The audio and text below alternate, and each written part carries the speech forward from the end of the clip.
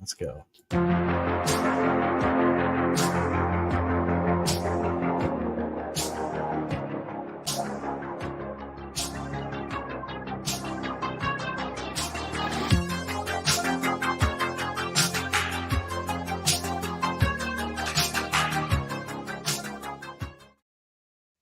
Hello and welcome to Contramundum. I'm Andrew Isker, and with me today is not CJay.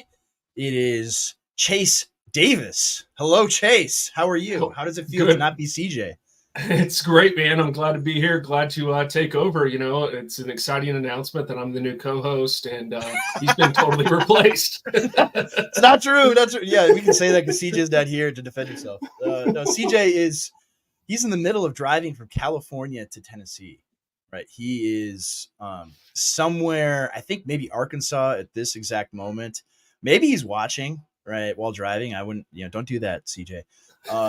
But I sent him the link and told him, dude, just pull over and join the show. Yeah, let's go. And hang out with us for a minute. Just pull over to the rest area. All of that. CJay finally went too far right when the principal kicked in. No, he was just black-pilled too much, man. He black-pilled. And this is good. Mr. Monastic. Aaron Rodgers, I thought he hated the Packers. Hey Raj, how's your shaman doing? Oh my gosh. Is that the guy that went into like a black box or something? And like, well, yeah, he did that. He went to like a sweat lodge and did ayahuasca and all sorts of stuff. And then his Achilles exploded. Right? Oh gosh. And in like the third play of the season last year. I wonder if that's connected.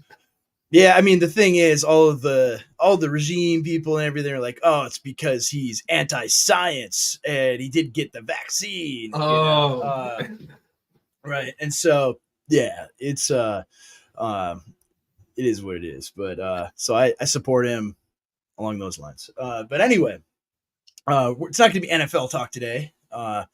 Not going to be any of that. Instead, shaman. That's right. We're going to talk about Regimevangelicalism. And I thought, with CJay out, who would be the best to talk about Regimevangelicalism, right? None other than Chase Davis. And so, if folks listen, I think most of the people listening and watching, know who you are, but, give us some of your bona fides, right? Why are you an expert in Regimevangelicalism? That's a great question. Yeah, I've developed a bit of a reputation, and it's, it is what it is. I was removed. Our church was removed from Acts 29, me and Matt Patrick. And so I was kind of in one of those institutions. I was part of Young Restless Reformed. And a lot of my podcast, my own podcast, is kind of, devoted to exploring theological concepts, cultural concepts, but also like it's a personal project of just like personal reformation and sanctification, growing and like understanding how I got sucked into the kind of pipeline, which I never really was in the pipeline. Like I like to think of it like baseball. Like if I was in like the minor league system and I was like never going to make it to the big leagues. Like I was like single A at best in the system because I wasn't getting platformed. I wrote a couple articles for Acts 29.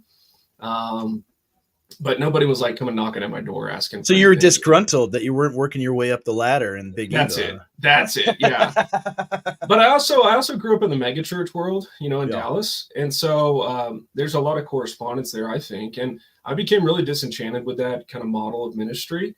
But now I have a appreciation for the way I was raised, being raised in that Christian environment with a good pastor who I would have theological disagreements with, no doubt. But I was really blessed. And so I've always been a curious person that does that. And then I started making my curiosity known publicly, and that really made some people upset.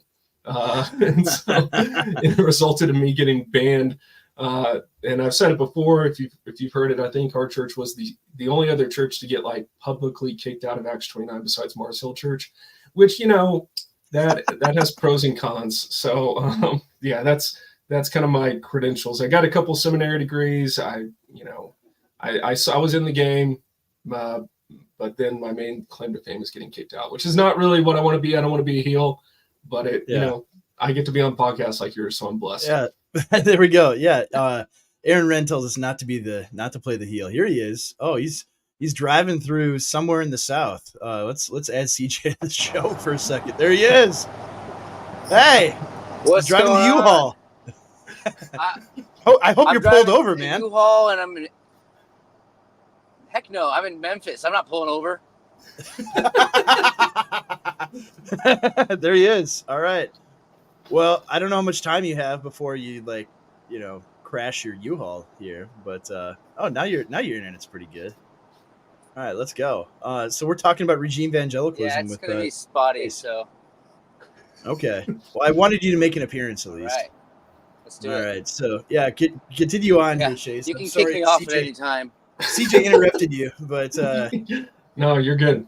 I'll keep talking regime evangelicals. I mean, I have a particular way that I think of ministry and calling and who these people kind of like conceive themselves to be. And Isker, I know you're a pastor, and so maybe this relates to you at all. But anyone who's listening can understand it. A lot of young men are drawn to ministry because it is one of respect. It's a position of respect and power and authority. Now, unfortunately, in our day, that's gotten really confused as to how we should use power. You got guys like Tim Keller saying the only thing you can do with power is give it away. But there's a natural authority that comes with it. And if you're raised in the church, you're a Christian man, you kind of aspire to a position of authority, power, influence. Ministry makes ministry makes a lot of sense. And then you get people around you that are like, oh, you should go to ministry. And you're like, okay, I'll check that out. And so a lot of these guys, a lot of ministers pursue kind of the office of pastor, yes, because they're called, yes, because people hopefully have ordained them rightly and they've laid hands on them and all that. But under the surface, for men, there is a desire for influence and respect, right? That we're driven by wanting respect. And so I think that is a incredibly powerful reality. And I don't know that they even know that that's happening. I think for a lot of them, they gained respect from certain audiences, and now they're just trying to hold on to it as much as possible because they don't want to be seen as disrespectful or someone that would be accused of a nasty word or something like that. And so for them, like, it's just hilarious watching them lose their minds over Basham's book, because they are the ones that have been putting the pressure on people in the pews and calling people racist and all this kind of stuff. And all of a sudden they get put under the spotlight by somebody with a lot of influence and cultural cachet.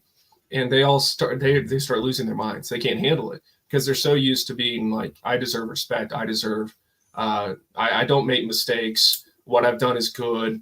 You don't understand the pressure I'm under, all this kind of stuff. They're dipping and dodging, and they don't get it. And so they don't really understand what's going on. But I think a lot of it has to do with they're driven for a need for respect, and they're sensing, well, the left's going to respect me if I do these things and say these things and win some Christianity and all this kind of stuff. Yeah. When they really don't respect you, they look down on you and they're using you like David French. While the people in the pews are mad at them because they're not saying, things that are biblically true, and they're unwilling to say the things that need to be said on certain matters. And so they're very confused, very trapped, and they're lashing out. They're lashing out in any way they can. They're back channeling. There's all sorts of, they have their own group chats and their own, it's probably a listserv. It's not even a group chat. No way. Of course they do. Yeah. Of course and they're all coordinating their own, like, okay, Gavin's the guy. Gavin, go tasking Gavin with attacking Basham. Yeah, of course they did. Right. He was the point man. Right. You go do it. You got a big YouTube channel and you attack her. Yeah. Right. And they probably they're calculating, all right, who has the exact right audience for this, right? Who's going to have the most effect, right? If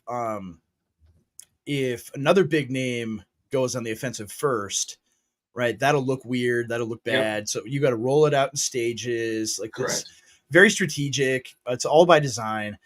And they knew this book was coming. But I think, going back to one of the things you said, Chase, is the office. I mean, Paul talks about that the man who desires to be an elder desires a good thing. Like, it's a good thing to want this, and it's a good thing to understand that there is status that comes with the duties and responsibilities of ministry, right? There's accompanying status that comes with it. And what these guys want is they want the status without having earned it. Right. Without having, and so much of it, like, why does Paul have the status of, like, he suffered for these things, right? He went and he said things that he knew people would want to kill him over. They put him in prison over the things that he said and taught. He was beaten and stoned for the thing. Like, that's why he had status. Right. And they want to have the same kind of status without ever having to suffer or do anything hard. Right. They want to have their cake and eat it too. So they of course they recognize that ministry confers status on people and you ascend, the status hierarchy, but they don't want to do any of the difficult things to attain it. And so now they're being called out for grasping for this status from the regime, from mainstream culture and all the power brokers and everything. And they've done that over the last several years, and to the detriment of their people, right? They sold their people, right? That's what was for sale, right? Not themselves necessarily, but their people in the churches. They would attack them. You're just a bunch of racist Trump supporters. You're all part of a cult. And meanwhile, right, they are getting all the accolades. They get to write for the Atlantic and the New York Times and go on CNN and things like that. Right, they get the status that way. Right, it's a mechanism for it. And so now they're being held to account for it in the tiniest way. It's like one book by one reporter. Yep. There's not some major institution that's now attacking them. It's just one gal with a large audience because she works for the Daily Wire, and it's DEFCON 1, right? It's comical, actually. It's crazy. Yeah, and I think with the suffering, I think Paul was also willing to kind of flex his credentials, but for a lot of the guys who are kind of trapped, and I do feel like it's hard to communicate this well, but I do feel a degree of sadness for them, because if they could honestly say, yeah, I'm running this play, I know what I'm doing. They don't seem conscious. They seem like blind almost to what they're motivated by. Because we could all admit, like, yeah, it'd be cool to get in those rooms with powerful people. Like, that would be interesting, at least. But for them, it's become such a thing that they pursue. It's like the ring or something. And so they've traded this suffering, or this like being ostracized by the world and hated for the faith. They've traded that for credentialism. Yeah. And that's all they've used, PhD or endorsed by this person, and they all endorse each other's stuff. And and again, none of that is inherently wrong. It's just funny. It's funny because they don't seem to even like acknowledge that is what is going on behind the scenes. It's a game they're playing. And if they could just be honest with it, like, hey, like, yeah, we want to, kiss the ring. We want to suck up to these because we believe it's going to go better for these reasons. Make that argument and let us fight, but they won't. It's all, you got to protect the credentials because that's what matters most. And when J.D. Greer's article came out, it was like, no, I'm good. And it's like, no, bro, like everything you said, like it's on video, like we can all see it. And if you would just own it and say, yeah, that was dumb, I shouldn't have said that, and I repent, I'd be like, awesome, like so happy. But instead, it's just like, well, she's taking out of context, blah, blah, blah. It's insane. It's insane. Yeah. And everybody knows the things these guys have done. Like that's the thing about the Bastion book. And CJay has talked about this before as well. But all of these things for the last 7 to 10 years, we've all witnessed and noticed and compiled, at least in our minds. Like we don't have them. It's not like we have them cataloged in a huge long list of things that we've kept track of. Oh, here's what. Excuse me. Bless you. I've been doing drywall all day, and so my nose, I'm just sneezing like crazy. You should wear a mask, right? And so anyway, let me just go ahead, here. CJay. I'm gonna pass this semi truck. So I oh, no, it's gone. All right. Well, hopefully the semi truck passing went okay. But yeah, like he'll be back. There he is. Okay, he survived. He survived on the highway. We lost connection. We're calling it drywall now. And yeah, Forge and Anvil. It's not unlike Tim Walz. I don't have monkeypox. That's the right. If you see that like denied on the news, I came up with that meme. It's me. It's a meme. I seeded it just like within the last hour on Twitter. I just wrote. No, I did a copy pasta of the Joe Biden COVID announcement, and I just replaced Tim Walz with his name and monkeypox for COVID, and in Apple Notes on my phone, just tweeted it out. I'm gonna get community noted, I'm sure, but That's funny. Yeah, the whole world's going to be like, oh, does he have monkeypox? I heard he did. Yeah. So it'd be awesome if the campaign officially denies it. Then that would be then great. the memery won, right? Yes. So anyway, yeah, hopefully we get CJay back with us. Maybe he comes off the road a little bit and has some stable internet. But I'm sure he's gonna make an awesome point too. Right? Yeah. Yeah, CJay died in a terrible wreck, and you're talking about Tim Walz's monkeypox. I told him not to be on the phone while driving, man. For real. In Minnesota, it's illegal, right? You can't be on the phone at all. Oh, really? Yeah. Well, I mean, you can if you have it connected to your car or whatever. Oh, sure. Yeah, I looked up, because I remember growing up, my dad would never wear a seatbelt, and I was always like, why is this happening? Because like when I was born, people wore seatbelts. But in the before times, like I'm talking before times, like way before, they didn't regulate this. And in fact, I had looked up the map the other day. I went full autist mode on Wikipedia and like tracked down like New Hampshire is the only state where they won't penalize you. And I was like, man, what a blessing to live in New Hampshire. Well, I think it's probably because of all the like libertarians that moved there. Oh yeah, for sure. I'm guessing that's probably what it is. And so. So three more cheers for fight by flight, but at any rate, right? It is it's interesting, right? Like all the different things, especially during 2020 that we saw from these guys. I mean, even just you remember back to the Covington kids at the March for Life and that whole hoax. Yeah, and I saw that. I was driving to church like that Sunday morning. And I saw, some stuff online about it, and I'm like, "There's no way this is real, right? This is fake, right? That's just my immediate instinct, right? Okay. This is fake, right? Yeah. And I'm seeing like Russell Moore and Beth Moore and the whole coterie of these people, just fighting to write on Twitter. Then it was called Twitter, right? The most outrageous denunciation of this horrible racist young man in a MAGA hat, right? Yeah. And I knew it was fake. I mean, same thing with like Jussie Smollett. Same thing with the Indian schools in Canada hoax. Like every single one of these hoaxes, they buy hook, line, and sinker.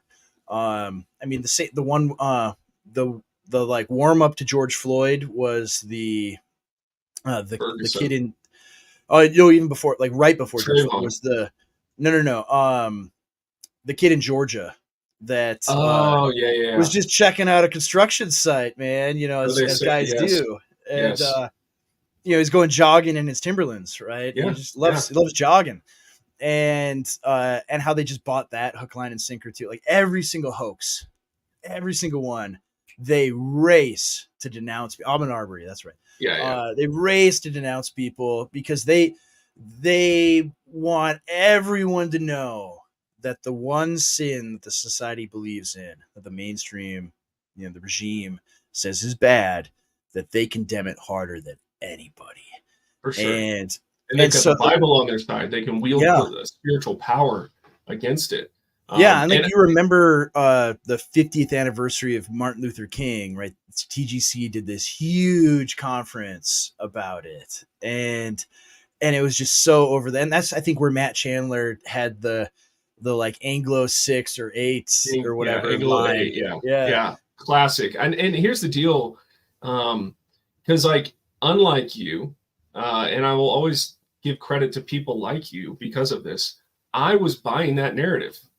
Up until 2020, I was like, well, these guys are like obviously in power. These guys are trustworthy. These guys have influence. So they're good guys. They're my fathers. They're the guys in charge of things. I should trust what they say. So whether it was, I still remember when Chandler said this search firm came from, which is wild in and of itself, to hire a pastor, would they select a Anglo 8 or a African American 7? Give me the African American 7. Right? I remember that, and something in my mind. So I'm like, I remember Like, this is not good. Like, this in is your not good. grug brain, you're like, I know these are good guys and I like them and I'm supposed to respect them, but I don't know if I like that.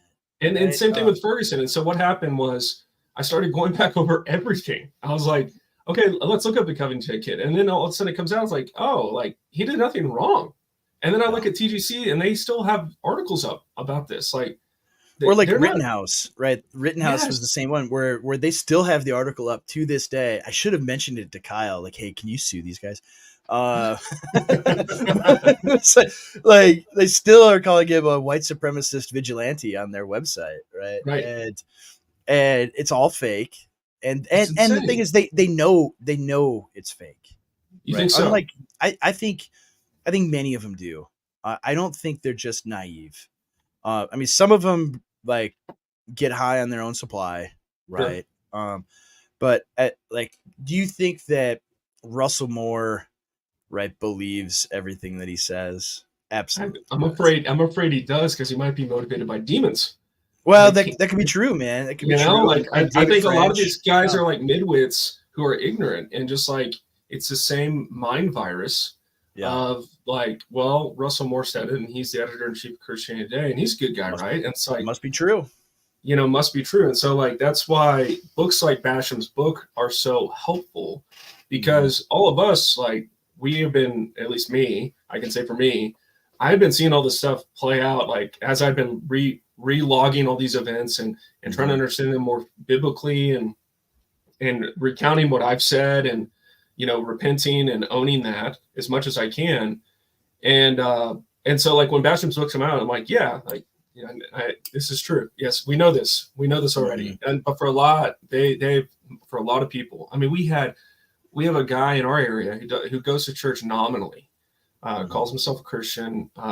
We're just, discipling him in some way, trying to reach him. And he brought it up the other day over lunch, was like, hey, what do you think of this church? Do you think they're sold out? And we're like, why are you asking that? And it's like, because I'm reading this book. And it's like, is it Shepherds for Sale? And it's like, yeah. And it's like, wow. So like it's getting, because it's on the New York Times bestseller, it's on Spotify Premium, I think for free on audio. Like it's getting in the hands of people who have given them the benefit of the doubt for so long. Yeah. And it's like, it's time. The reckoning has come for them, and they're scared to death. Yeah. I mean, that's the thing. Like everybody like me that is just kind of out on the fringe, right? We can ignore these guys, right? We don't have to, nobody cares what they say, right? So even though I can talk about all the things that these guys have said, or like you can follow an account like Woke Preacher Clips, on X, and you can see these things in their own words, in context, the stuff that like everything that J.D. Greear said, like where does Megan Basham get the stuff she writes in her book from? Well, guys like him who have that account that just document it consistently over the years. And so it's known the things that they say. But again, right, they have so much institutional credibility with all of the people in all of these churches and throughout the whole evangelical world that nobody thinks about it, right? They just think, look, these are our leaders. Racism is bad, and so they're leading the fight against this bad thing, and that they don't put two and two together until someone with even an inkling of institutional credibility on their level says, "Oh, wait a second, these guys are participating in anti-white racism, right? They're participating in the hatred of white people. Yeah, that's actually a real thing, and they deny it." They deny that it's real. They don't want you to. They see something like Jeremy Carl's book, and they think, well, that guy's just a wacko, right? That doesn't exist, right? White people are bad, right? That does. So therefore, nobody can be racist toward them or hate them. Right. And I think some of it also is a product of a shift in the Overton window on just the subject of race, which I think is just largely a backlash to the events of 2020, where you see every major corporation in the United States donate tens or hundreds of millions to BLM and devote themselves fully to DEI. And they discover, oh, DEI just means we hate white people. Yeah. Right. That's what and they start to feel that, especially when it comes to schools and things like that with their children. They see themselves being discriminated against on account of nothing but the fact of what race they are. And they realize, well, that's not right. And all these guys, they participated in all of that, and they pushed it in their churches. And maybe they aren't good. Maybe they're bad people. Maybe they're just guys that make mistakes and do bad. Like, it's just, it's insane. Maybe they're not infallible, Yeah, right. Maybe we can question Tim Keller. And like, that's something I've thought about this past week. Is like, I don't want to scapegoat Keller or these other leaders as if like, if we just get rid of their legacy, all will be well. That's not true. I just want to be able to question and disagree. But when you question and disagree, what do? They kick you out of networks. They get rid of you. They circle the wagons. You're a disturber of the peace. And they want you gone. Words. They'll call you pugnacious, quarrelsome. They'll use all the words they can spiritually. But yeah, that's what makes it so wicked. There's two things you brought up. One is the people pushing like DEI stuff in the church, and this is why I think a lot of these guys are ignorant, and really like they're just midwits, where it's like they adopt these words because they have adopted a form of Christianity which is inherently anti-hierarchical, incredibly egalitarian. And so when they hear diversity, equity, inclusion, they say, well, yeah, we want the church to be an inclusive place where all people can come and meet Jesus. That's like the preloaded like understanding of what church is for. That's the baseline. It's mainly evangelistic. So you get pastors in the pulpit, but even before they get in the pulpit, let's say they went to seminary. In the seminary, you get professors who are hired from secular institutions. And so like even at my seminary that I went to, Denver Seminary, they were talking about, creation care, social justice in the early 2010s, and like, so like all this stuff, it's propagated to the pastor at the seminary level. And so many of our seminaries are riddled with this nonsense because they want to be seen as respectable. And if anyone is driven by respectability, it's an academic, because no one really cares what they do. Like, honestly, like nobody. That's why when I get PhDs on my podcast, nobody's read their dissertation. I go, what's your dissertation about? They'll talk for hours because nobody asked them, and that's fine. I would do the same thing if you asked me about my book. That's fine. But a lot of them I can talk for hours about anything. So sure. But a lot of them are driven by like, well, I know that by going to Denver Seminary, Southern, or you name the seminary, I'll never get a job in that institution. I'll never get a job in the public institution, the tier T1 university of the state. And so I'm going to still, though, adopt their language so that they'll at least like have lunch with me and we can still talk and I can be seen as respectable. Yeah. The issue is that like within academia, the coin of the realm is respectability, right? Because if academia as a whole does not respect you as an individual, everything that you've done is for naught, right? All of the degrees you have, all the academic research that you've done, right? If you get blackballed by these people, you're done. It's over. So you have to, like, the main priority always is to remain in the good graces and to remain a respectable figure within academia. Right. And if you start to have, entertain ideas that stray from the consensus, well, you're done, right? You will no longer have access to jobs, right? You're gonna have to go get a job selling insurance, right? That's what it means, right? Totally. Because like you go in there and a lot of us were sold a bill of goods saying meritocracy, where if you get the right degrees, particularly credentialism and meritocracy, where if you get the right degrees, you have the right credentials, the doors are all open for you. You can work anywhere. But in reality, mankind is a social creature. We're gregarious by nature. We have ways of tribal alignment and gatekeeping and all that stuff that's just inherent to who we are as people. And of course, it matters what are the principles of that gatekeeping, all that kind of stuff. But what they find out very quickly is, oh, I thought by getting a PhD, I would have access, or getting this degree, I could go get hired anywhere. But it turns out, I've heard of some pastors who they'll they don't even have necessarily the credentials, but they go get hired at a church, and as soon as they confront women, call out women for their particular sins, they're done. You know, It's done. Yeah. they're done. And so it's a much more complicated world than the midwits and Regimevangelicals want us to believe. They're gatekeeping, they're operating behind the scenes. That's all like normal stuff, actually, but they're not being clear on why and what they're doing. And then they'll, you know, like you said with the academy, it's like if you ask a verboten question, then yeah, all of a sudden you're a pariah, and you won't You're a get crank, and you're blacklisted from. Yeah.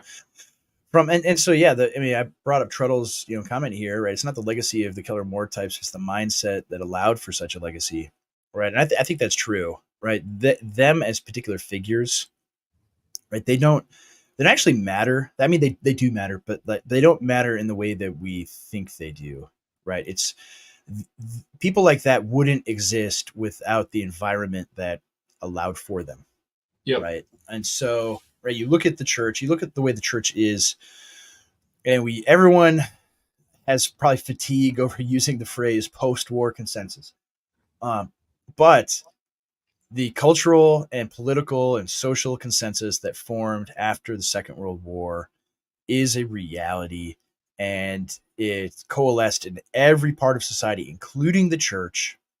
And so churches have not always been feminized. They haven't always been these places where women dominate everything, either overtly or covertly, right? Because many of these churches on paper are, well, we are complementarian, right? All of them, virtually all of them are. Yeah.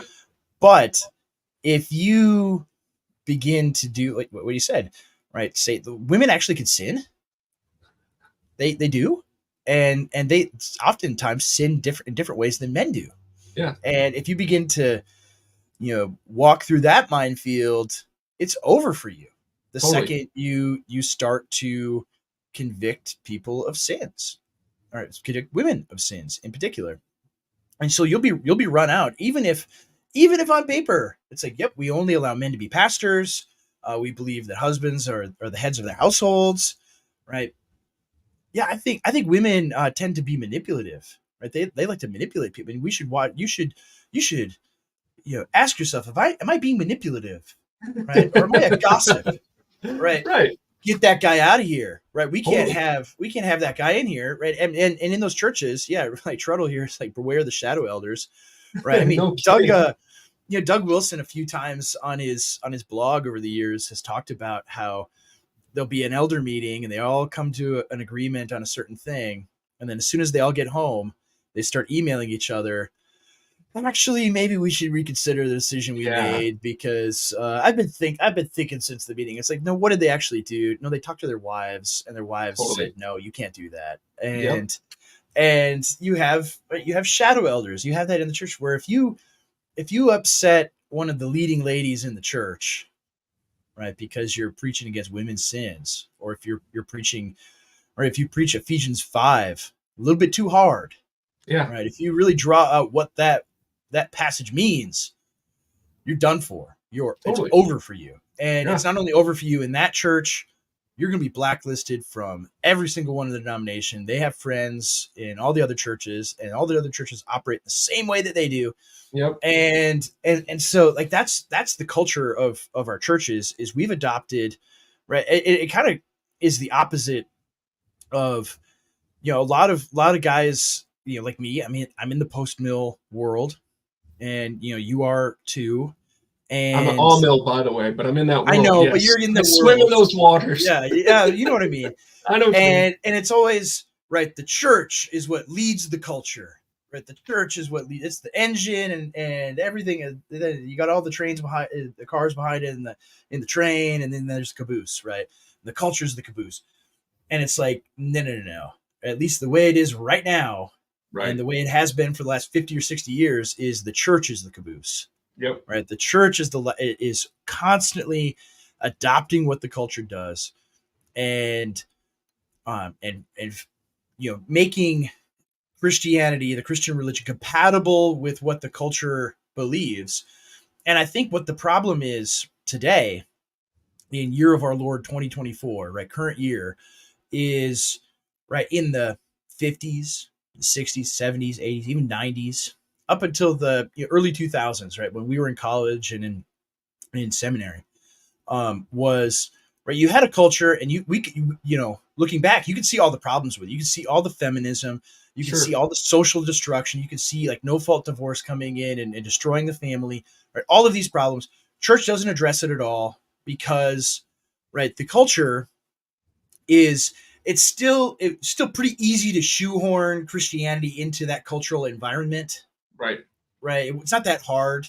Right. You can have things like complementarianism, which is kind of this halfway between patriarchy and egalitarianism, right? Where you basically have the egalitarianism, but you do the bare minimum to make it fit what the Bible describes. Right. Yeah. Right. That's what you can have those kind of compromises.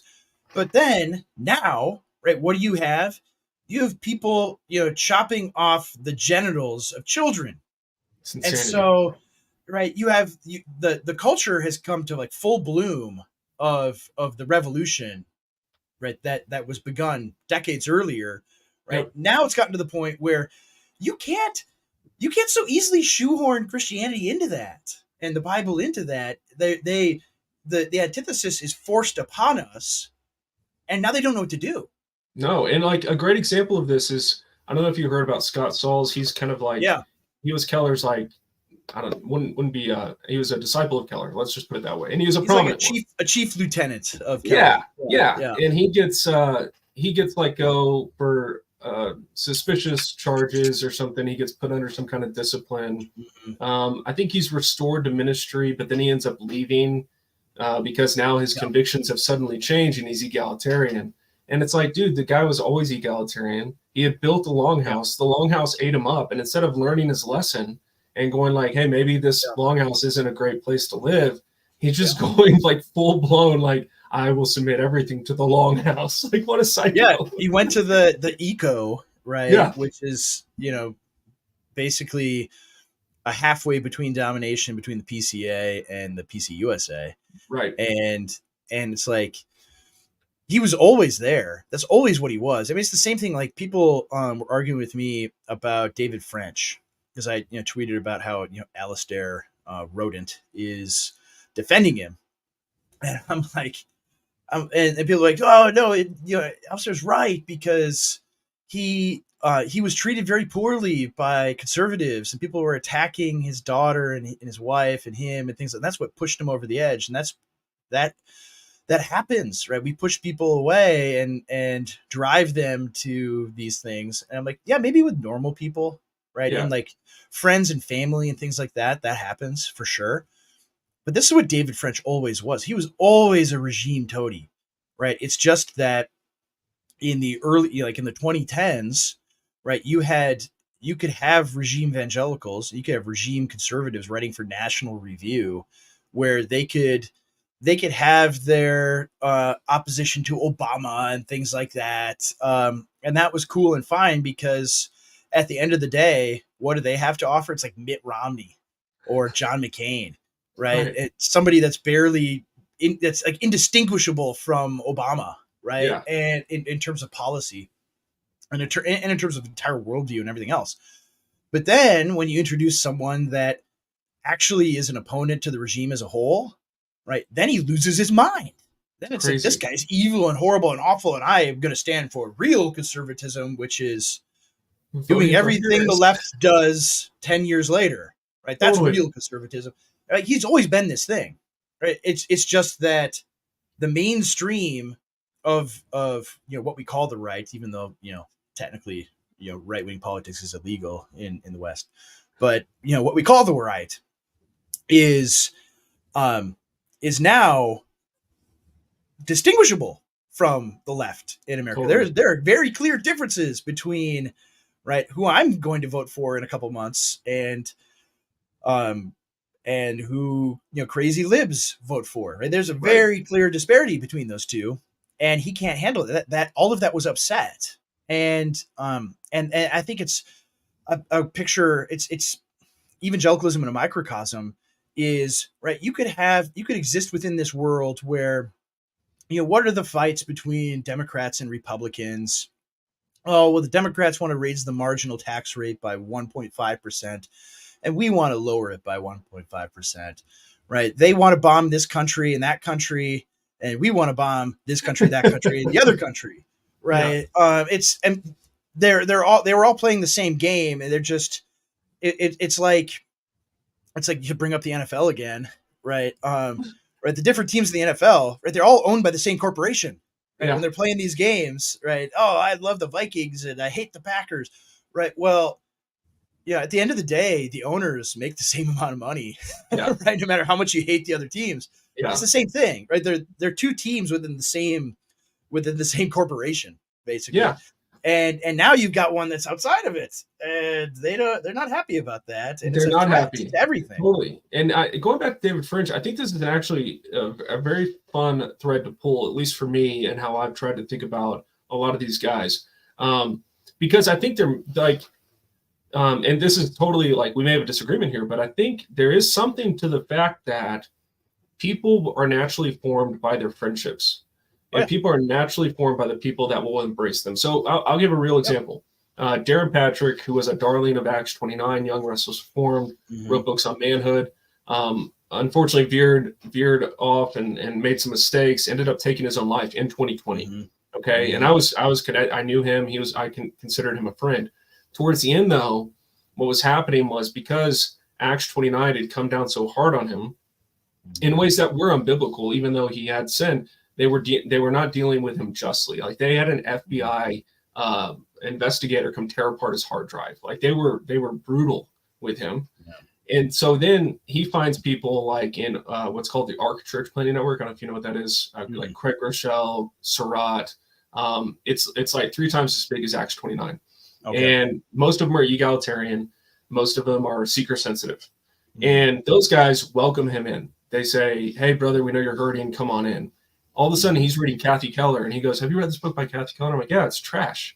And he goes, "Oh, she makes some good points." I'm like, "Dude, you're being shaped by the people you're around. You're trying to justify, and that's inherent to all people. So it's something that we all should be cognizant of. I just don't know that they are even cognizant of it. That's why I think a lot of them are not smart. Like they're not even thinking on that level, you know? No.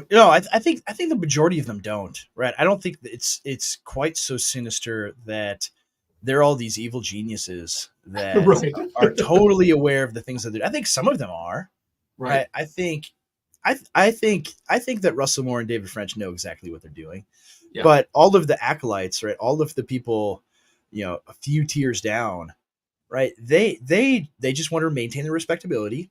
Totally. They want to maintain their position and their status within this world. They are. This is a point Stephen Wolf makes all the time, right? They denounce friend-enemy distinction, right, as something pagan and evil, right? But they are the greatest practitioners of it, right? When they are attacked, they circle the wagons and they know exactly who friend is and who enemy is, right? Right. Without thinking, they know exactly who is on their side and who's against them, and they attack the enemy mercilessly. Totally. Right? They know it, right? They know it. So, and a lot of it, that's just instinctual, right? It's not. They're operating along those lines because they know, right, that when they're threatened, they have to defend themselves. That these people are bad. Like, I mean, just going back to the last time, we got to have a conversation like this, watching the, Ligon Duncan video. And why did they attack Moscow? Right? Why did they task what's his name? The host or nerdy? No, the nerdy looking guy. PCA guy. Kevin DeYoung. Kevin DeYoung. Yeah. Why do they task him with that? Right? They know. All right. This is exactly like they're in the group chat. They're in the listserv. All right. Okay, Kevin. You have the academic credentials, and you're in the PCA, and a lot of the guys in the Moscow world really respect you. So you're going to write this scathing critique of the Moscow mood, right? They know exactly what they're doing when they do those things. Yeah, right? And it makes me sad, dude. I know a lot of people perceive either my content or perhaps yours. I don't know if you've done this. It's like bitter and scorn and that kind of stuff. It's really not that. Yeah, it's like, it makes me sad because like my kids know this friend enemy stuff. Like my kid, it's normal, like how people behave. If my kid's on the playground and they're in a game or somebody wants to fight, you're looking around going, who's on my side? You know, who's got my back? And this is just normal human, like how we process reality. What bugs the heck out of me is they won't acknowledge it. Just own it. Like, and then we can have real debates. Because they're very pious people, very spiritual, very godly. And if the second you acknowledge it, well, now you're one of the dirty people playing in the mud. Right. And yeah, no, I've gotten it. Like, Connor, unfortunately, Edward was just an angry young man. That's what Rodrier thinks that I am. Did he say that? Oh yeah. He reviewed my book, and his whole review is that like clearly this Isker guy is such an angry young man. He's just this angry young. I don't really know how old he is. Like he actually like watched our podcast in very early when we weren't very good at it. And he's watching it, like he looks like he's about in his mid-30s, and I'm like, oh well, thanks, Rod. I'm actually 38, so that's good. Keep saying that. I'm not as young looking as Tim Walz, but yeah, like they attack you that way. They think you're angry and bitter. Like I could tell you some of the attacks that I've gotten in private from people, where they're like, Andrew, it's clear that you're just not very happy with your lot in life, and you're very envious of guys that are doing better than you. And that's why you're attacking. And I'm thinking like, no, that's not it at all. Like, I'm actually very happy with everything. I'm very happy with my church. Like, and that's even with like leaving, people are like, well, it's because his church is struggling and that's why he has to leave and things like this. Like, no, I would stay here the rest of my life if I could. Right. Yeah. Or the other thing that they say, you're just trying to build a platform, right? You're trying to build a platform. And it's like, well, no, actually, like I say the things that I do because I think they're important for people to hear. Yes. And nobody else is saying them. Right? That's why I say it. That's the point, is these regime evangelicals are unwilling to say what is necessary to say right now. And maybe they would say it in a different tone. Maybe they would say it in a more winsome way. Go for it. But say something. Like, I like my way. I like my way of doing it better than their way of not doing it. Yeah. Like, it's crazy. But you're right though, Chase. Like, I look at it like, would I love it if I were just a nobody? And all of these guys, right? If Kevin DeYoung and Ligon Duncan and even Russell Moore and the late Tim Keller and David French, right? If David French were in National Review, right, talking about friend-enemy distinction and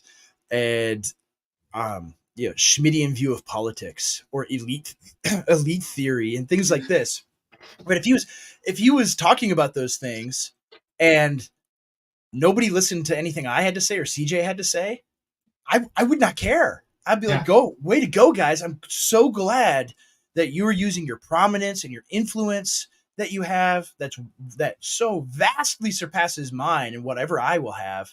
Right. And doing the things that should be done and fighting these fights with the things that God has given you. Right. I'd be fine. Right. I would be like, great. I'm just going to be boring now. I'm just going to have a boring life. And yeah, like Truddle here, it's like, I'm just going to grill, man. I'm just going to grill and watch football. Right. Because you guys got it locked down. Like, you got it. That'd be so nice. Like, that's what I've told some of these guys who will offer this feedback to me. I'll be like, okay, so just tweet out transgenderism is utterly demonic. It's no nuance, nothing. Just say it. They won't say it. Like, we're not even talking like high level political elite theory. We're just talking like basic biblical, like, just reality. Say this is bad. It's got to stop. That homosexuality is a sin. Just say that. Yeah. No caveats, nothing. Just say it. They can't do it. No. They cannot bring themselves to do it whatsoever. They can say, but they can say racism is a sin. Yes. Boom. No nuance, no winsomeness, none of that. right? Because that's allowed and expected and promoted and incentivized. But anything that we say, you're a bad boy if you do that. Like that. Totally. So that's how I look at it. It's like, no, I would not be doing this stuff. I wouldn't be saying the things that I say. I wouldn't be preaching the things that I preach. I wouldn't be writing the things that I write if somebody else was already doing it. I know. Right. Yeah. That's the same thing. Like you look at, they attack, Moscow all the time. And the reason they attack Moscow is because Doug for 30 years, 40 years has been saying these things without caveat, without trying to be winsome in any way. And of course, like the irony, like you've spent time with Doug in person, right? That guy is as friendly as it gets in person, and as congenial and as pleasant a person in person as you will ever meet. And they assume he must be just this nasty, horrible guy that nobody would ever want to be around. And he's not at all. Right?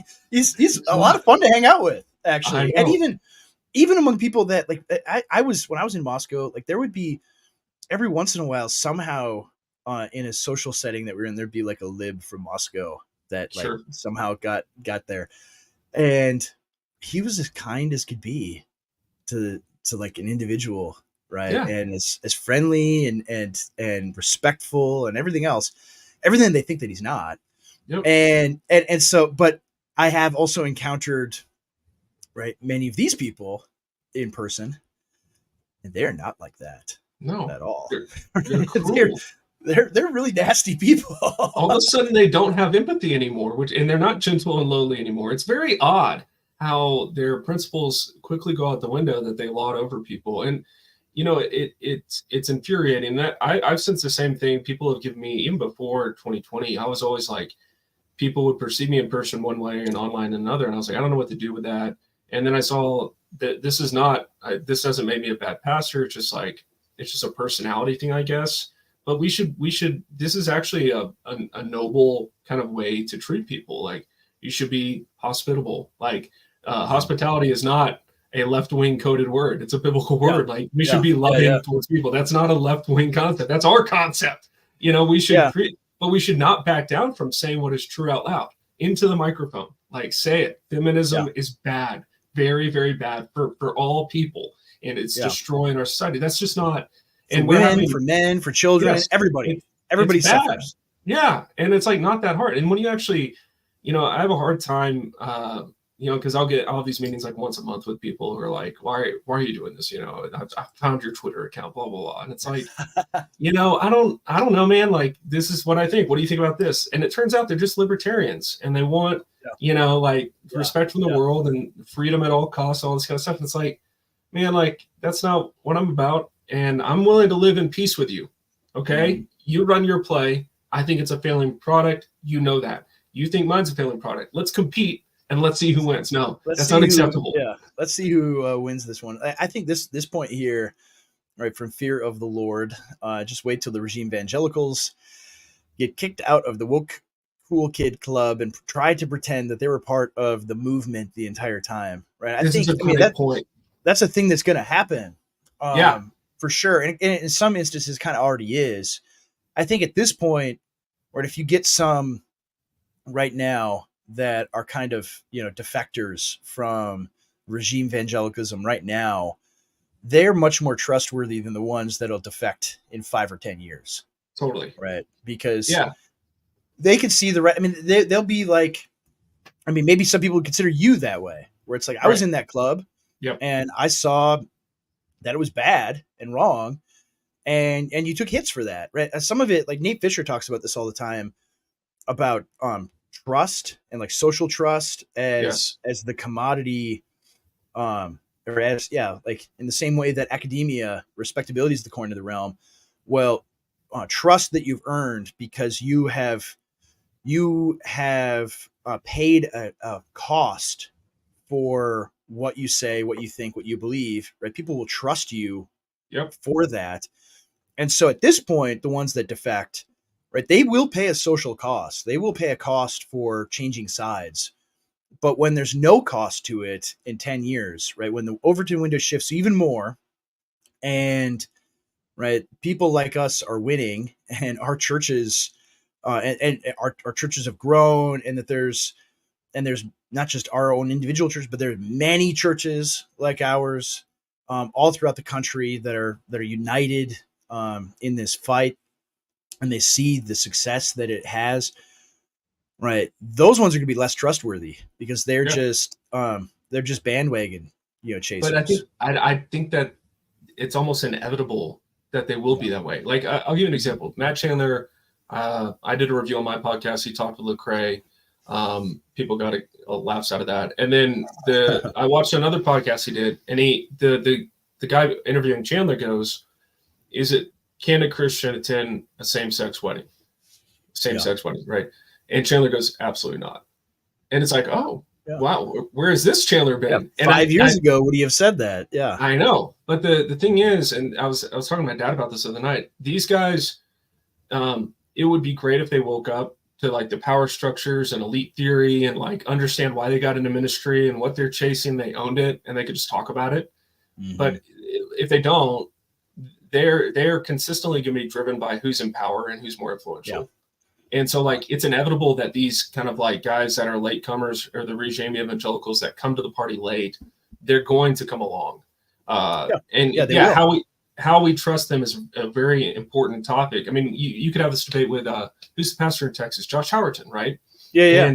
Some of my friends are super sour, like until he like, basically like cuts his life denounce off. All of these things, and yeah.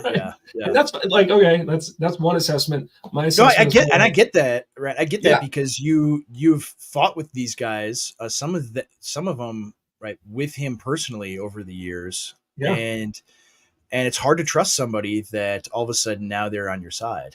But at the same time, like we're just, some of it is like we're just so pathologized into losing all the time that we're like a dog chasing a car, and we don't know what to do when we get one. Right. We have to think about, okay, what does winning look like? Well, winning will look like these type of people, right, coming to the table and no longer being enemies and wanting to be friends. And so how do you navigate those things? Right. And you can only trust them so much, but you can't give them no trust. Otherwise, there's no incentive for them to change sides. Exactly. Yeah, there's got to be on-ramps for credibility because that's what they're chasing. I would be interested. I don't know if Doug has ever written on this, but that would be an interesting topic for Doug to tackle because he's obviously leading a denomination, or not leading, but you know what I mean. He has an outsized influence in the denomination. He is. we can say it on here. Yeah. And he that denomination is not large, but it has an outsized influence right now. Yeah, they outpunch their weight class for sure. Yeah, so like, how would somebody like that think about that? Because we're not the only people asking this question. This is a very common question, and like we said earlier, if they were to come along and like they were to become, so-called right wing or whatever, and just openly so, and say the thing into the microphone and all that, you and I would be like, fantastic, thank God somebody is providing cover fire. Somebody like my seminary all of a sudden just went. This is about like right now they've got a course program you can sign up for Black people where you only have to hear from Black professors. Like, how insane is this? But if they were to repudiate all of this and turn away from all of it, like that would be amazing. You can sign up for my course where you only have to hear from white professors. Oh my gosh. Like this is a good question from Ian Perry. Right, if Alistair's book on men and women is super based, we all move him back into the friend category. If he repents of doxing, and honestly, I don't think it's going to be super based with the trajectory he's on. Wasn't it? Didn't he write stuff? I didn't know who he was until a lot of stuff. Yeah, he wrote, like, his blog was great. Right, I loved his blog, and it helped me think through a lot of these issues, a lot of these things, and part of it is like, he had the book done like 3 or 4 years ago and ready to publish it. Like there was a publishing date and everything. And then, I like pre-ordered it. Really? And let's just press the pause button on that. And so, right, what does that imply? It's like, we need to tone it down a little. So I'm going to press X to doubt on that one, Ian. I'm going to press X to doubt. I think, right, at on-ramps and things like that, right, if you've been involved in incredibly pernicious things, right, it's one thing to say stupid stuff from the pulpit where you're caught up in the spirit of the age and you don't get what you're doing. And after the fact, you're like, I was totally wrong about that. Right? Those are things that are pretty easy to repent of. But just somebody's life out of petty vindictiveness, because you want to attack this guy's book, and you can't attack it directly, right? Because you don't have any ammo on the arguments that he's making. And so you're attack associations, right? That's evil stuff. And doxing is just evil, period. Yeah, it's one thing to publicly repent or own, at least, I was an idiot, okay? And then with that, there also needs to be actual walking in repentance with those people that you, along the way, have invariably sinned against. And you need to own that. And you got to do your best. I don't know what that process looks like. It's going to be specific to your church. But there's got to be some process for okay, now that you've done this, what are you doing to make amends with that? And I don't foresee that ever happening in that case.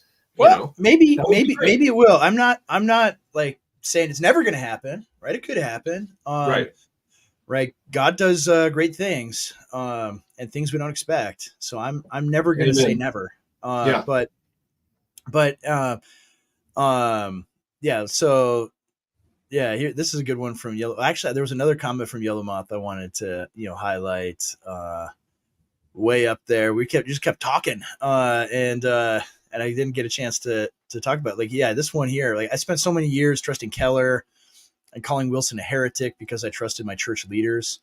Many such cases, right? Yes. Many such cases where, this is the thing. I did this, in college, where John Piper and these guys were on the war path against N.T. Wright. And it's N.T. Wright's a heretic. He's just terrible. And people, and I kept saying that, and everybody felt great about saying that, these guys are bad. They're so bad. Yeah. Until I met somebody that actually read some of the things N.T. Wright had said. Yeah. And they're like, well, you should just read it and evaluate it yourself, right? Evaluate the argument. Right. There'll be things you disagree with for sure, but it's not being characterized in the way that he would identify it himself as the author. Right. And that's always the challenge with all of these things is if you're critiquing something in someone and you're building up this straw man and they're like, that's not the argument I'm making. And this is what they do. And this is what they did with Doug all of these years. Yeah. Where it's here's this thing that Doug Wilson believes. And then you actually read what he says. It's no, that's not at all what he believes. Right. Right. He would condemn the same thing you're condemning. Right. Because he doesn't believe that. And so, it's crazy that all this kind of stuff, it's not until you read it firsthand, read the things they say, read the things they do firsthand. Then you discover, oh man, I've been lied to about this guy. I've been lied to about what they think. And after that, I read, Wright's New Testament and the People of God. And that, it's a dense book, hard read, but man, was it just mind blowing. And all of those kind of things where it's I know he's pretty liberal guy, he's an Anglican priest and they're all, pro, women priests and all sorts of, he believes in that the world is going to end because of plastic straws and things like that. It's crazy stuff, right? But at the same time, right, there are beneficial things you can get from these people that are just attacked and are made persona non grata because we trust the leaders to do our thinking for us. Yeah. And trust what they say. And so I'm not going to worry about that. I got a lot of stuff to do. I'm not going to sit down and read everything N.T. Wright wrote, or I'm not going to sit down and read everything Doug Wilson wrote. I'll just say, I'm going to stay away from that because somebody I respect told me that that's a bad guy. Yeah. And it's very common. They do that. They do the same thing with Stephen Wolf or you'll see these people like Stephen Wolf's a heretic. Right? Stephen, well, have you read his book? Well, no, but because he's a heretic, right? It's like, well, like read his book and get back to me on that. And I think that this is an important principle because at this point, I never want to read anything Russell Moore has to say. Like, I don't, you know what I mean? I've read enough now. Yeah. I've read his book. And yet, N.T. Wright is actually a fascinating example. You brought him up because, like, he did the whole video with Francis Collins singing about COVID, I think, or something. No, he's terrible. Right. Yeah. But like in ways that like my radar is up to be ready totally. to find the terrible things. Right. But there comes with the office of being a pastor at a level of discernment and sobriety you have to have about the fallen nature of mankind. And some, like for the sheep that the people that I shepherd, some stuff is just not, there's going to be an embargo on that. And in other churches, there's not going to be an embargo on that. But the pastor is going to have some say over like, yeah, you should read that or don't read that. But a lot of these guys, like it goes back to, a lot of these guys don't have even the sobriety or the judiciousness to read things and understand them.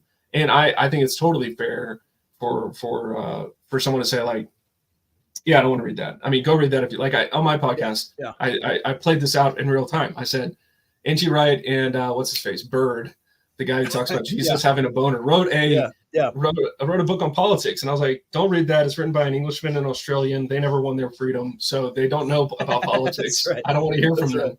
And then I was correcting myself. I was like, you know what? Go read it because you can read it. Just know Chase Davis. If there was a not endorsed list, I'm going to not endorse it. But like they don't. We read selections of it on this show, and it was exactly what I thought it would be. Yeah. Right. And I wasn't like surprised by it. That's ironic because those are the titles of his books. I know, right? I wasn't surprised by joy. It was exactly, 20th century pluralism, democracy talk all the way through. And so in that way, it's like, I'm not building up a straw man in my own mind, right? They believe the things that they believe, and it's my mental picture of what they believe is accurate, right? Usually what these people do is they build up the straw man, and the picture that they present for the whole world to see is very inaccurate. Yep. Right. And they want everyone to believe false things about someone. And this is what they do, right? Constantly. It is what they do. And they do it with themselves too. Like when they going back to Basham's book, Ortland's defense, I watched his video and it was, it's sad. I wrote an article over at Center for Baptist Leadership. You can go find it there. But the reality is he promotes that Christians should care about climate change. And if you would just say, we're going to get tagged by YouTube now, and then no one's going to see this video. Thanks. No. You use the word. You use the word. Use the word. Yeah, oh, man, I don't know how the systems work, brother. You gotta just use euphemisms, man. You gotta say like, we gotta have paper straws or the world's gonna end. Okay, that's my bad. You can clip this later, next maybe. Time. I don't know. No, it's too late. We're live, man. It's so over. The platform building is done. It's done. We're finished. With Gavin, though, like if he would just own the fact that, like, I promote this, I believe in this, and I want other Christians to believe in it too, and like that's the point. Like that's what we're trying to say. And instead, it's deflection. Just be honest. Just be honest, guy. Like you said it. Yeah. Own it and defend yourself. Like I mean, speaking of that issue, Romans 8 Shaman keeps chiming in here on this, and I don't want to ignore him because he's writing stuff on the issue of environmentalism, and I wholeheartely want to endorse this. Right, I promise I'm not counter signaling. We need right wing environmentalism. GW, yes, right. George W is a scam, right? He's right. He's right. Like because you have this strain of like within especially Conservatism Inc., where it's very much like, Ron Swanson, I'm going to burn a big tire fire and drive a big giant SUV just to spite these people. And I'm going to fill the river full of trash. And I don't care about anything. It's like, no, actually we should care about clean air and clean water and health. Like, I mean, I'm in, and we can go on this tangent. This is worthwhile. This is good. This is good radio. Right.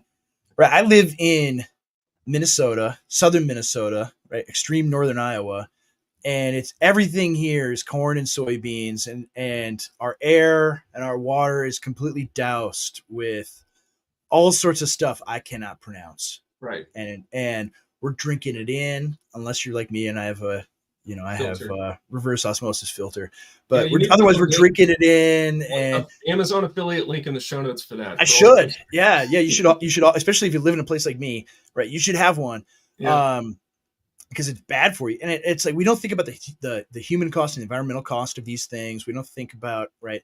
All right, if we maximize every teeny tiny bit of profit from the land, right? The GDP will go up, but our quality of life will go down collectively. Our health will be drastically impacted by these things, right? We should think about these things in the sense of the common good, which is like nails on the chalkboard for anyone that has libertarian inklings.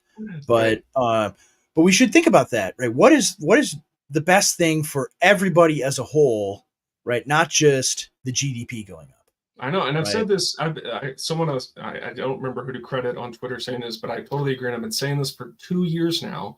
If somebody would create a, let's call it a chain restaurant, and it's seed oil free, like that would be. In Boulder's incredibly health conscious. Of course, it already exists, man. That What? Chain restaurant already exists. It's called Buffalo Wild Wings. Right? Really? They cook the wings in beef tallow. No, they don't. They do. Absolutely. Don't get any of the.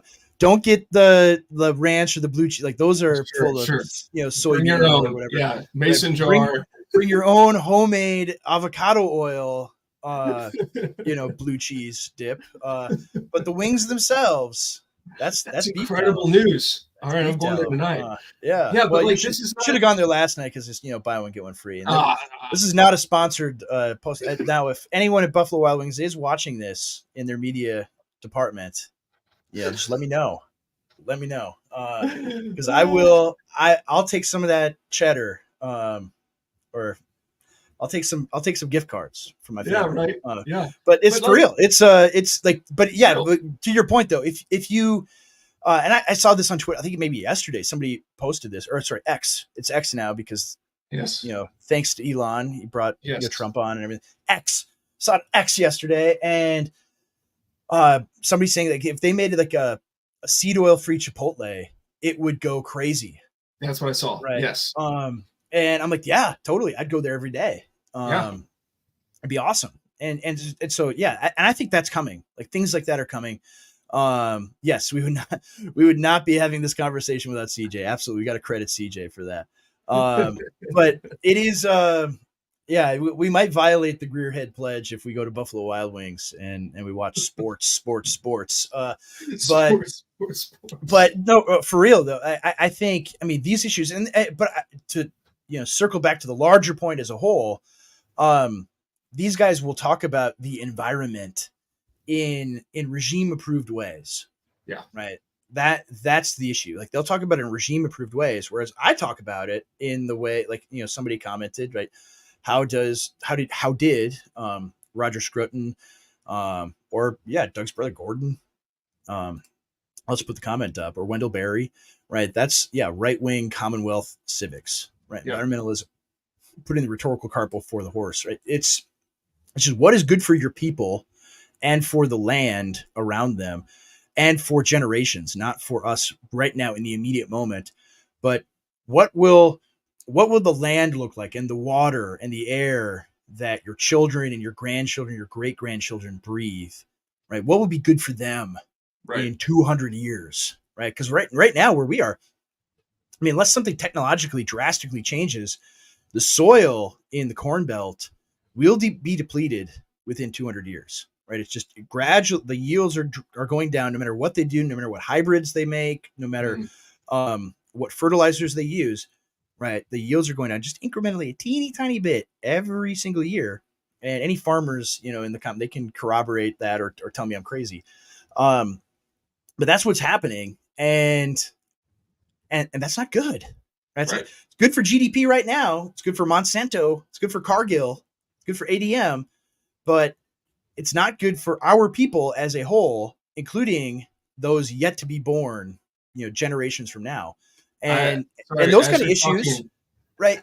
Like Gavin Ortland, right? He's not going to talk about those things or care about these things because the regime approved environmentalism is anti-human, right? They want to deindustrialize the planet and kill billions of people, right? That's their vision of environmental stewardship.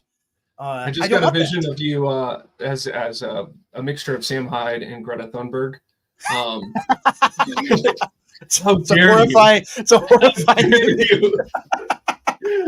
The corn soil will be depleted in 200 years. How dare you? Yeah. I'm gonna deface some great works of art now. Yeah, right. Amazing. So yeah. Oh, I'm leaving out. Thank you, Forge and Anvil. Thank you, Connor. Joel Salatin. Did I say Bendleberry? I meant Wendellberry. We like Bendleberry too. Joel Salatin as well. Like, I mean, yeah, the stuff that Joel talks about with regenerative farming, things like that. Right. That's actual care for the land, right? That's actual care for our world and the creation that God has made, not changing out all the incandescent light bulbs for LEDs or whatever. Yeah. Right. No, not at all. Yeah, we do. Yeah. Connor, we do need to have John Moody on. Wrong one. We do need to have John Moody on. Absolutely. And yes, Wendellberry and Bendleberry, they're not the same guy. As it turns out, they're not.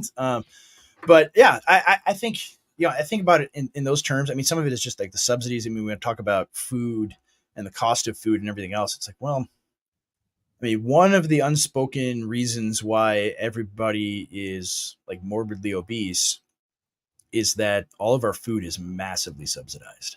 Right. Right. So, our food costs are going up because of inflation and the government giving $500 billion to illegals every year and things like that. And $500 billion to Ukraine, $500 billion to everything. And so who pays for that? Well, we do at the grocery store. But if we had like right-wing farm practices, right. Ribeye would probably cost $30 a pound. Yeah. Right. And everything else. And you wouldn't have boxes of Edos at all. Period. It wouldn't be economically feasible to have such things. And so anyway, and we'd all be a lot thinner because food would be expensive. That's right. so yay, we win. So anyway, I think those things are super important. And the hard thing is that regime evangelicals, right, they're never going to address that stuff, right? I mean, just look at how like Neil Shenvi talks about seed oils, right? It's a joke to them, right? They think it's funny that all of us right-wing guys, we talk about health and fitness and things like that. And they're like, oh, it's like a cult, right? These guys are in a cult and they just talk about seed oils all the time. And it's like, well, no, these things are actually bad. And they're really bad. You got and all of you in your testicles. Like, that's not good. Man. Like, come on. Like, exactly. It's a huge problem. All this stuff is a massive problem. And nobody wants to address it, right? Because the people in power have made things to be this way. And so they're not gonna oppose them. Right? Maybe I have an idea. When they finally turn and these regime evangelicals, some of them repent publicly, I shouldn't have taught that. All we can just get their T level tested, and that'll be the new credentialing. You got to get them up a little bit more. Hey, bro, like, you got 6 more months on this regiment. If you do TRT, you're going to be on it for the rest of your life. But maybe just red meat. Get some red meat in your life, and we'll just test their deadlift.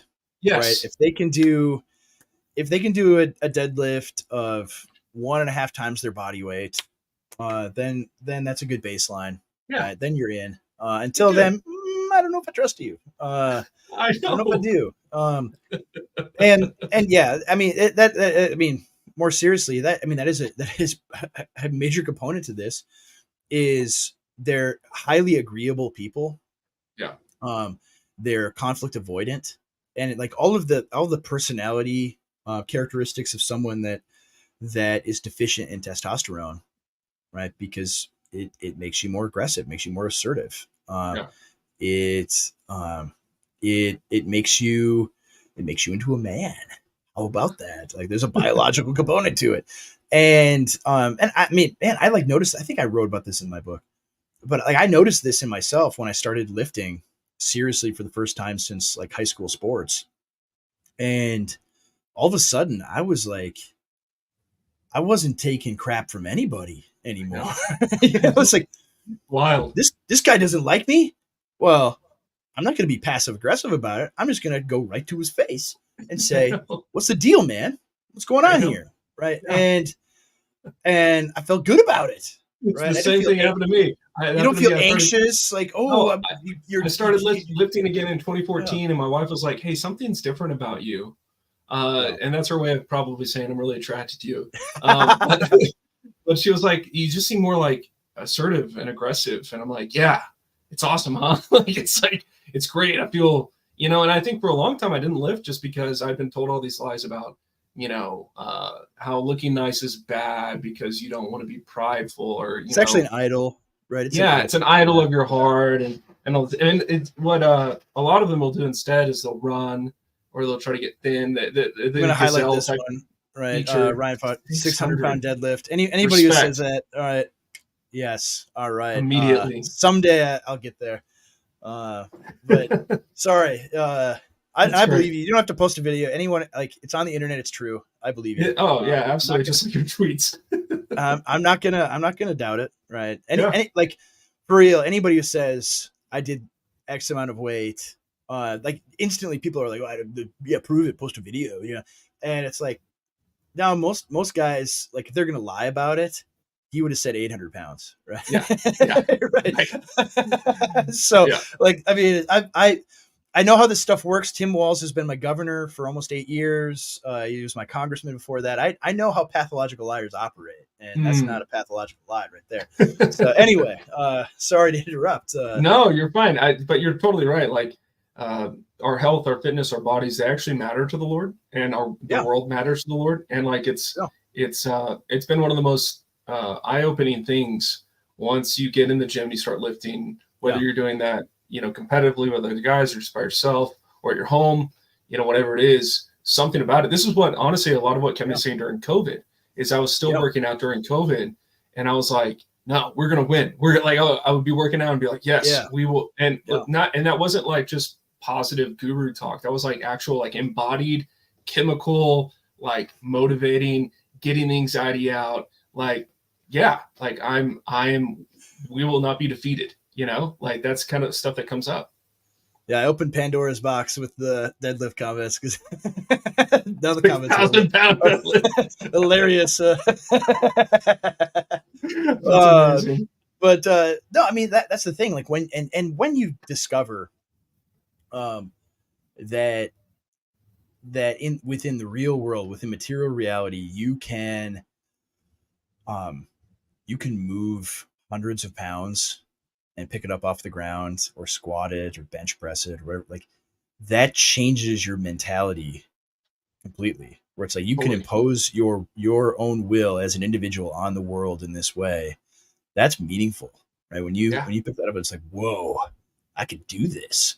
And God made us that way, bro. God made, like, that's the thing with spiritual, and this is my book. I'm not going to go off on my book, but like, so much of our Christian spirituality, our approach to sanctification, discipleship, is disembodied.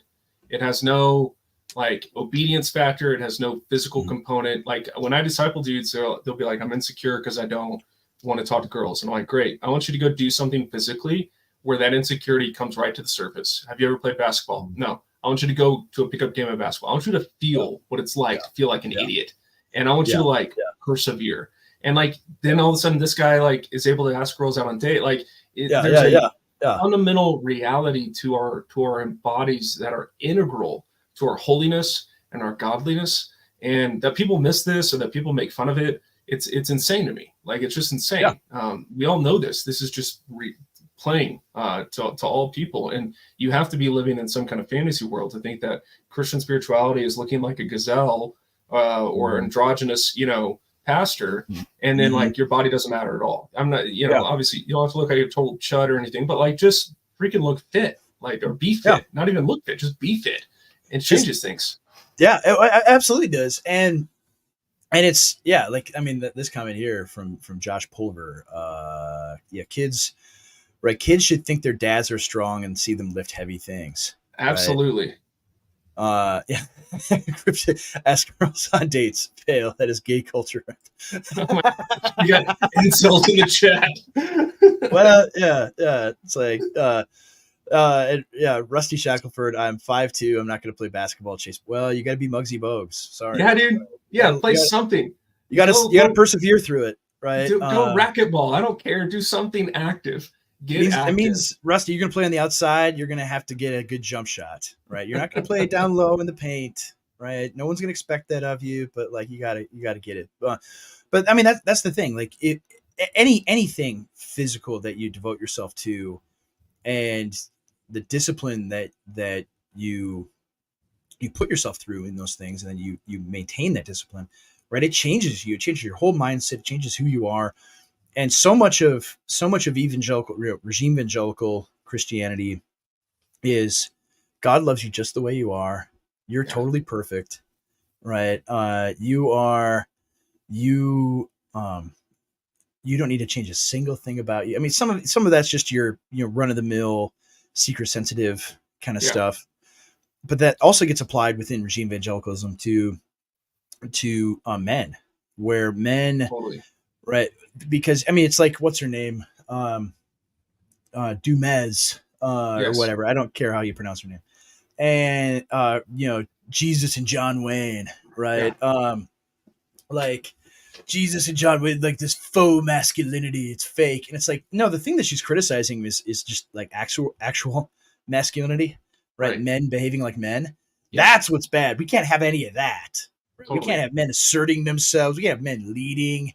Because then you get, Donald Trump, Hitler 2.0, right? That's how you get those things. And instead, right? No, a society is so much better when men behave like men. Yeah. Right. That is, like that point, right? Yeah. Kids should see, I mean, unless their dad is like physically disabled, right? Obviously, they should see their dads and think until, like, I mean, I thought my whole life, probably until I was in my 20s, implicitly in my mind, that my dad was just stronger than me. Totally. Right. Even when I was in high school and lifting a lot of weight, I just assumed that my dad is way stronger than me. If we ever got into a fight, he would end my life.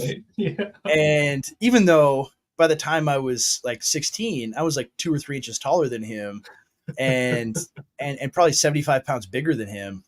Yeah. And I had a lot more muscle, and I, on paper, I knew I could pick up more weight, but internally, no, I'm not going to mess with dad. No way. Because for the entirety of my life, he's this big, strong guy that could destroy you. And like, that's good for young men to feel that way, that their dad is scary. Yeah. It's this big, scary guy that you don't want to mess with. Yeah. That's good for kids to have and to it's think important. that. And I never thought that about my mom ever. No. Once. Right. But I knew you don't mess with mom, because if you do, then dad's going to come and kick your butt. Right. And you be kind to your mom. You don't backtalk her ever, because, right, you're going to get it. Yeah. And like that within our world, within trash world, it's like, no, your dad could be just this, fat, androgynous, slob that is weak and effeminate. And that's, but at least he's empathetic, and he sits with you, he's kind and he's Christ-like. Yeah. And he's very, very Christ-like. And that's their definition of Christ-likeness. Yes. Is to be this non-threatening, weak. I mean, this is why Driscoll, right, took off the way that he did. Yep. Is because he set that kind of stuff on its head. Yep. Right. Yeah. The sitcom dad stereotype. I mean, that's what Tim Walz is. Right? You see this with the campaign, right? Yeah. Where he's the sitcom dad who's just a loser. Totally. Right. Right. Yeah. The canonic Jesus, right? That empties his power. He just pours out his divinity and his power, and he's just this weak, helpless loser. Well, right? That's the I picture of think you were Jesus. there. I think Rigney talked about this, where he said when men get in a room and you were to say like, who's the strongest? Most men will go like, yeah, let's figure it out, you know, or like who looks the best or whatever it is. And you put women in a room and you ask those same questions. They don't want anything to do with that. You know, they run for the doors. But guys, when they go into church, if you're not challenging them with holiness, with obedience, with godliness, if that's instead it's you're perfect just the way you are, you know, blah, blah, blah. And I heard the song growing up and I still sing it sometimes in my head because I grew up with it. Like, come just as you are. I don't know if you ever heard it. It's a Baptist song. Like there's a reality to you coming to Jesus that isn't like Nirvana's a Baptist. No. Never listened to that growing up. My dad thought DC Talk was too hard in the paint. No, but like if our preaching and our view of Christianity is just that, what you described, of course men don't want that. Men want to be like told, like that's why Jordan Peterson's another example. Like you can actually get better.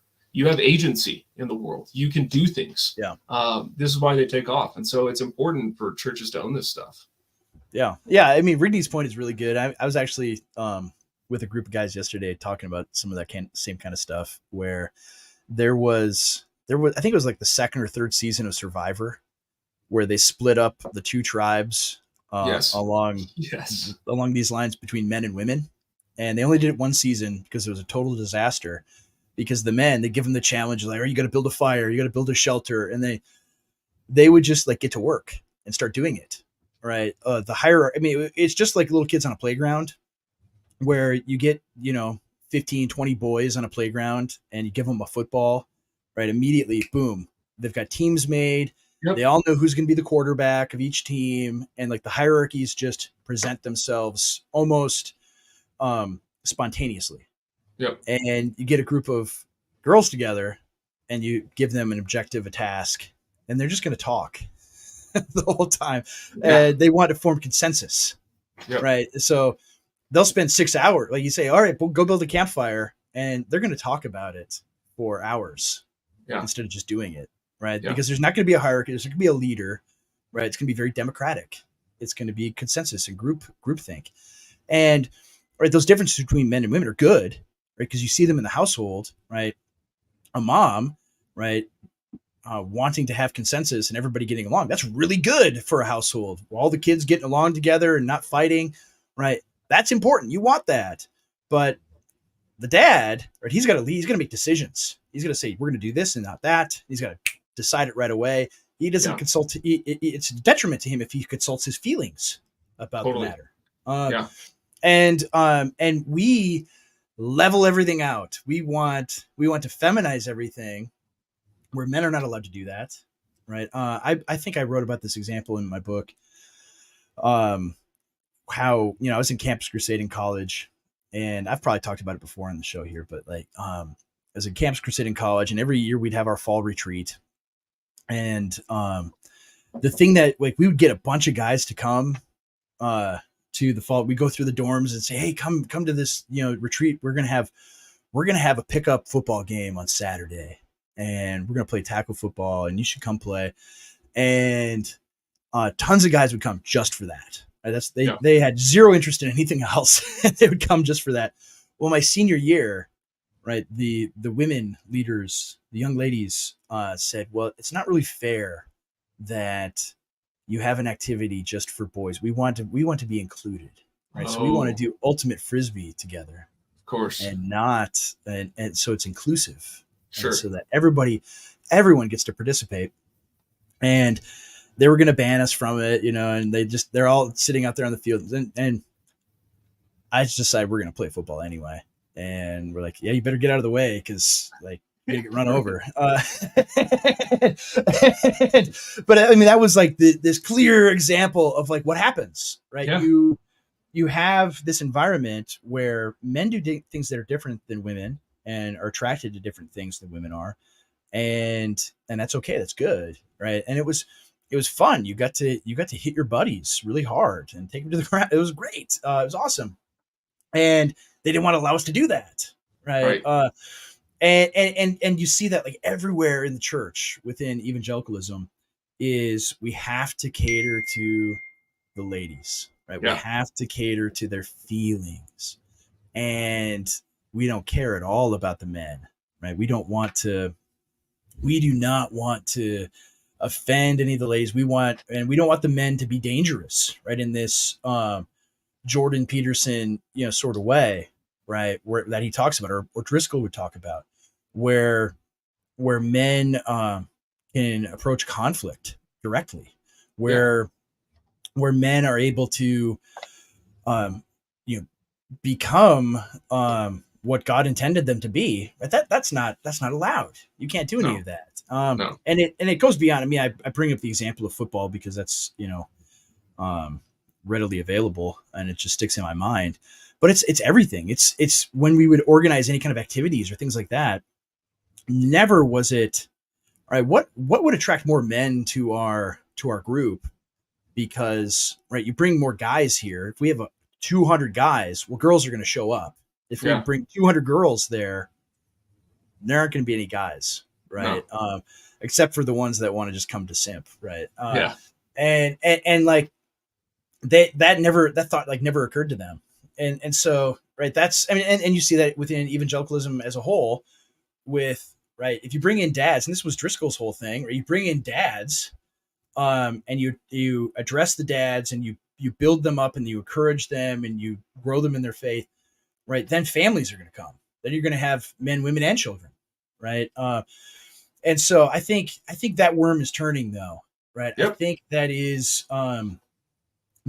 changing greatly, and part of it is that like Trash World has just kind of exposed itself in a way that you'd have to be really deep in the weeds, critical of it 20 years ago, and really a prophet preaching against this stuff, where now it's all just like readily apparent. Right? Totally. But that's what he was doing before he got kicked out of Acts 29. Is at lead pastors retreats, he was calling out transgenderism before like people were like, "What's wrong with this guy?" It didn't even exist at that point. Yeah. Except in like Seattle. Yeah. And so it's. I sense there's turning, but there's a lot of guys, there's a lot of ministers and a lot of men sitting under those ministers who just are stuck. They don't see it. They want to keep, this same playbook, and they've baptized the strategy of winsomeness and neutral world kind of strategies as if it's the only way. And it's like, no, like it's not the only way. There's a better way, and we're going to do the better way. And you're probably going to hate us for it. We don't want you to hate us for it. And I don't want to fight you on this, but like we're gonna do this way because we think it's the best way. Our way is the best way. And so it makes me sad. It makes me sad for the regime evangelicals. I wish, they're a great mission field to reach. If somebody feels they need to reach them, go reach them. With the pariah status or whatever, it can be hard to reach them. But hopefully maybe some of them will have an anon account and be listening into the conversation we're having or something. I hope they are. I mean, that's the thing I go back to constantly.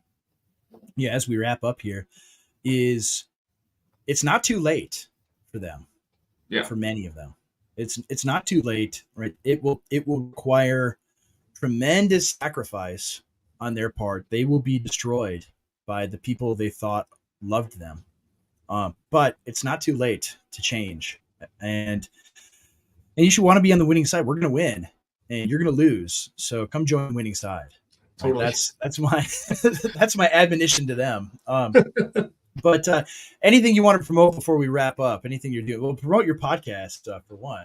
You can go find it. It's Foolproof Theology. It's not spelled like Megan Basham put it in her footnotes. She still needs to update that. She spelled it FOOL. It's FULL. Foolproof Theology.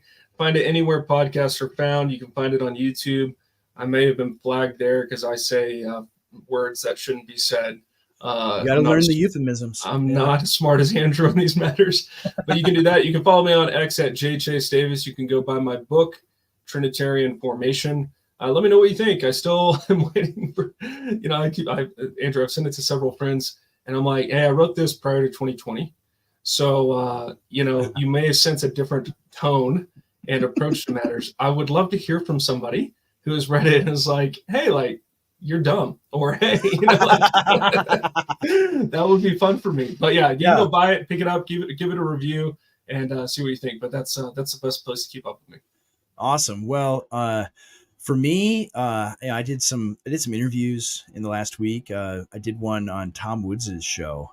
So if you guys listen to Tom Woods, I don't know if it's out yet. He said it was going to be Friday, but maybe not. Maybe he had edited a whole bunch. I don't know. But I did that one, so be on the lookout for that. I'll share it on X.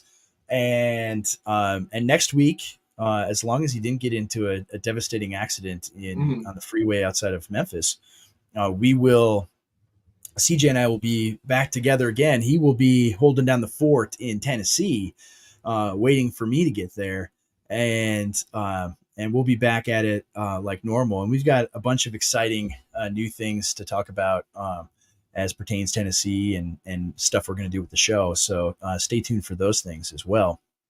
And for me, for Chase, for We're All Gonna Make It, who there wasn't any time for him to join us. Next time, maybe down in Tennessee he will. I don't know. But for all of us here, thank you so much for watching, for listening.